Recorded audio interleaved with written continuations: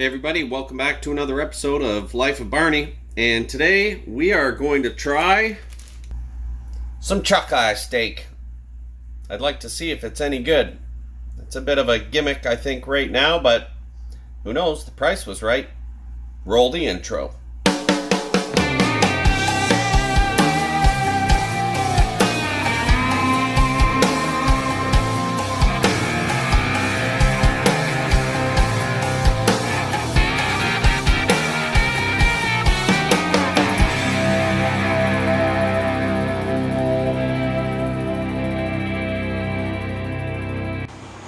Alright guys, welcome back. Thanks for sticking around.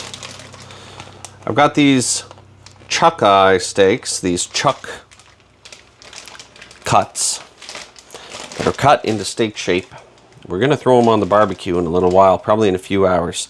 I've got them in a resealable bag with some olive oil and a little bit of balsamic, and I just got some of this in the mail not too long ago that I'm excited to try. Big shout out to Average Dad's Barbecue. The owner there, he sent me 5 different flavors. And I've given this one just a quick little taste test. I love it. It's got a great bite to it.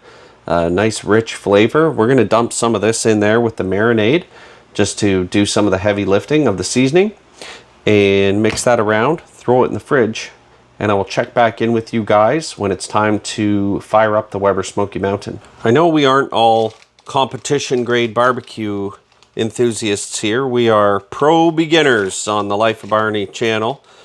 But something I wanted to tell you is when you seal up your Ziploc bag or your resealable bag, make sure you squish out. Squish all the air out.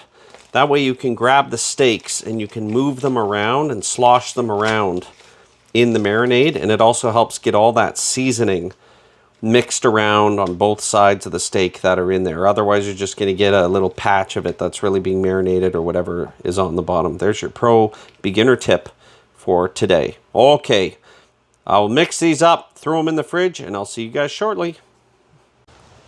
Alright guys, here we are. It's a few hours later and I just took the steaks out of the fridge. I want them to start coming up to room temperature. I'm also going to pat them dry before they go onto the Weber Smoky Mountain. But before I can even put them on the Weber Smoky Mountain, we have to get it set up for grilling and get it lit. Let's do that now.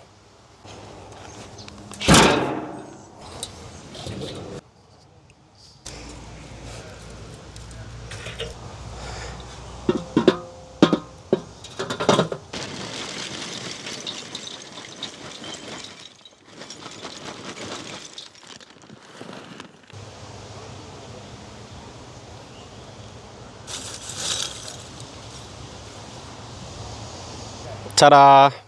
I've got it all set up for grilling. I've got my fire starter in there. This charcoal will probably take about maybe 20 or so minutes to come up to the temperature where we can actually grill these steaks. And I will probably put the grill on there when it's ready and get that all cleaned up. It's a little windy. I'm hoping the audio is going to be okay. And it looks like rain, but it's not supposed to rain for another few hours. Yeah, it looks like a storm's coming, but it's not supposed to rain for another 5 hours. That's what I said, yeah. But it's not going to. It's not supposed to.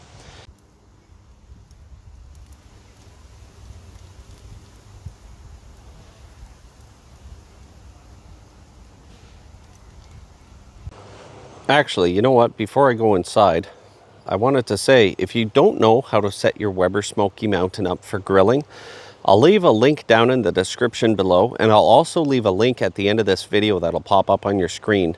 That'll take you to my little tutorial on how to set it up for grilling and giving you some tips and tricks on how to do it. Oh, Scouty baby. Hi, Scout. What a nice dog. Oh, what a nice doggy. Yeah. Are you a good dog? Now, for all you pro beginners out there, everybody does it a little differently. I like to just place the steaks down onto some paper towel so I can fold the paper towel on top. I find it makes patting them dry a little bit easier, and it doesn't get so much liquid and moisture onto the cutting board. Look at the size of this.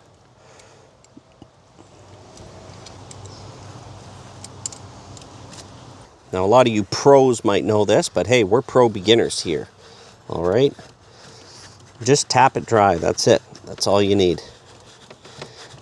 Okay. We don't want them bone dry, but it is going to help the crust form a little bit more if we're lucky enough to get a crust today. But when they're just covered in liquid, it makes the cooking process a little harder. There's also some evaporative cooling that occurs once they go on the barbecue, and that doesn't help. So there you go. That's it. We've already got the other side, but just in case, we'll flip it and take a look. No, actually, I'm glad I'm flipping it so that you guys can see. All right. We're not soaking wet on the other side as if I just took it out of the bag. Perfect. That's what I want to see. There are a couple pieces of fat on these that I do want to score, because it will help on the grill for them to break down just a little bit more. Don't want to cut too deep, but I do want a nice little crisscross. Let the heat get right in there, and it'll help that fat just be nice and melty. You can do this with any steak. If you find the harder lines of fat, that's pretty good there. If you find those harder lines of fat, just give it a little score. You don't want to cut the piece off by accident, so go easy. But give it a little score, and the heat can get in there that much better while it's on the grill. Whether you're using a gas grill or a charcoal grill, it doesn't matter. This is a very helpful thing to do. There we go, a little bit on the top here. Easy does it. There. If you can get it to hold still. Just check the other side. I think we're fine on this one. We're probably fine on this one too now. Flip her over, take a look. Yeah, I'm glad I did that. Just get the other side. Cut a little too deep there. That's okay. Nice. So I don't want to go overboard with my seasoning. That should do it for this side. Lots of coarse salt in this one, which of course I'm a big fan of. But you do want to hit your steak with a little bit of seasoning before it goes on the grill, even if you had some seasoning in the marinade. If anybody's ever seen, Hell's Kitchen or anything like that, when they're making steak, if not, you should look it up on YouTube. They go to town with how much salt they put on steak. And it's because it's a piece of beef. It can handle all of that extra salt. And it just penetrates right down into the meat. Oh, look at that. Just fantastic. Love it. Love it. Now we're just waiting for the Weber Smoky Mountain to come up to grilling temperature. It does take a little while. It can take 20 to 30 minutes. So it helps that you have the front door open, all the vents on the bottom open, and the lid off. We need as much oxygen coming through there as possible. Again, wait for the link at the end of the video, and it'll show you how to set this up for grilling. I believe Weber's official stance is it's not made for grilling, the Weber Smoky Mountain. That's what the Weber kettle's for, but it can do it. It is possible. And for those wondering, it's Friday. I hope everybody's excited for the weekend. And today's beer, going into the weekend, OV, Old Vienna. For those of you that have heard of it, I'm going to put it in this Kentucky Wildcats fridge. And I dedicate this beer to Matt. And he'll understand the reference to the Kentucky Wildcats. Cheers to all you dads and you moms and all you pro beginner barbecuers out there. Hope you had a great week.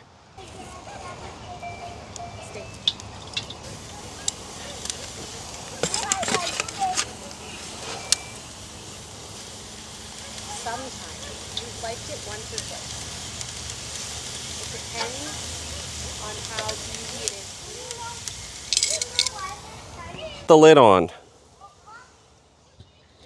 because the longer you have the lid off, the hotter the Weber Smoky Mountain will continue to become. And that's just because of the way the convective process and combustion process works on a charcoal barbecue like the Weber Smoky Mountain. Again, go to the video in the link at the very end. I'll explain everything there. If you find while you're cooking on the Weber Smoky Mountain, specifically grilling, that things just aren't moving as fast as you think, or your temperature gauge is saying that it's just not coming up to that screaming hot temperature that you're aiming for or that you're hoping to get, take the lid off and let all that oxygen just get sucked in the bottom vents and back up over the coals, and it'll really bring the heat up. When you grill on the Smoky Mountain, you do have to do that from time to time. The vents are only so big and only let so much oxygen in. So even though it's set up for grilling, even though there's a ton of heat in there pulling more oxygen from the bottom, the minute you put that lid on, it restricts that airflow and the temperature will start to come down. So you do have to play a little bit with the lid as you go. Not as hot as I would have liked based on what the thermometer is reading on the dome, but look at that. Oh, yes, ladies and gentlemen. And you know what? There. So we can have the opposite side. Over the heat like that. There we go. I will have to be careful on this one. That's a thin piece there at the bottom. I don't want it to burn. But yeah, we'll keep these over the heat. I'll let the lid stay off for a minute. Let that temperature come up. And in the meantime, I'm going to get my thermometer. Steak does not take very long to cook when it's only about 3/4 of an inch thick. Okay guys, these are done. They need to come off the grill right now. You come on in here and look at this. Ooh, yeah. This barely took 5 minutes. I think they were on here for maybe 4.5. Yum. All right, we're gonna go inside and let these rest. I'll see you guys in a minute. These chuck eye steaks have been resting for about 5 minutes now. I am about to do the big reveal. I'm pretty excited. They smell fantastic.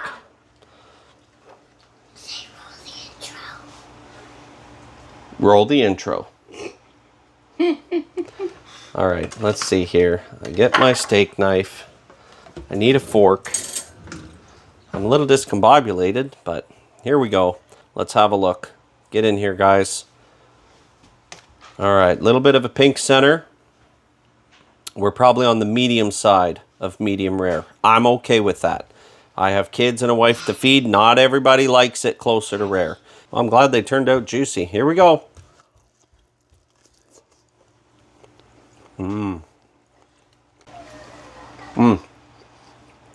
I like it. The texture's good. Of course, it's not as marbled as ribeye. I think you can see that from previous pictures, but the taste is great just from a meat perspective. I really like that Average Dad's everything beef rub. Great spice. We'll definitely use that again in other videos. Right now it's time to get this cut up. I have kids that are very hungry and a wife that is being very patient. Thanks, Holly, for filming, by the way. And it's time to get this cut up, get it on the table, and get everybody fed. The name chuck eye is a big misnomer. They should just be called chuck steaks because it is nothing like a ribeye at all. But the price is right. And if you like a good price, go get yourself some chuck eye steaks. And guys, I just want to say I really appreciate all the comments you've been leaving me. Guys, it's a crazy household on Friday night. Been a long week. I'm sure it has been for you, so let's wrap it up. Thanks a lot for watching. I'll see you in the next one, and don't tell my parents I was smoking in the backyard. See you next time. Like, this is really good. I would take this over New York strip, I think. Like, this is just fantastic. David, you're supposed to be doing this for the kids. Gotta go.